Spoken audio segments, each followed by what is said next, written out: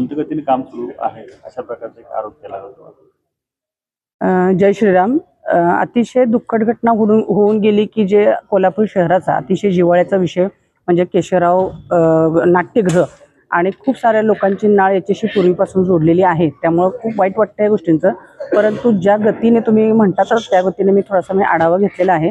तर काम पहिल्या टप्प्यातलं चांगलं उत्तमरित्या कंप्लीट झालेलं आहे आणि दुसऱ्या टप्पा जो आहे त्याच्या निधीसाठी आणि बाकीच्या ज्या काही गोष्टी राहिलेल्या आहेत त्या गोष्टींसाठी मी स्वतः आणि आयुक्त मॅडम सुद्धा खूप चांगले प्रयत्न आम्ही करत आहोत आणि येणाऱ्या 27 मार्चला आपण हे सगळं काम कंप्लीट करण्याचा मानस करत आहोत आणि त्या अनुषंगाने कंप्लीशन सुद्धा होईल। पण दुसरीकडे काही रंगकर्मींच्या काही अपेक्षा आहेत की हे काम दर्जेदार व्हावं, तसं होताना दिसत नाही, त्रुटी देखील काही आहेत, कसं पाहता याकडे?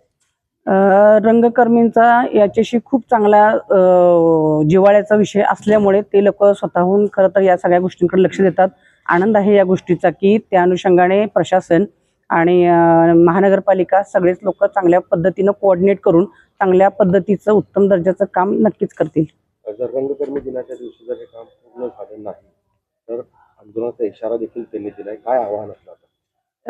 खरं तर तो दिवस रंगकर्मींसाठी आणि कोल्हापूर शहरासाठी सुद्धा एक उत्तम दिवस असणार आहे, त्यामुळे मी तर त्या अनुषंगाने एक ग्वाही देऊ इच्छिते की त्या दिवशी त्यांना आंदोलन करण्याची वेळच कशी येणार नाही याकडे मी लक्ष देईन।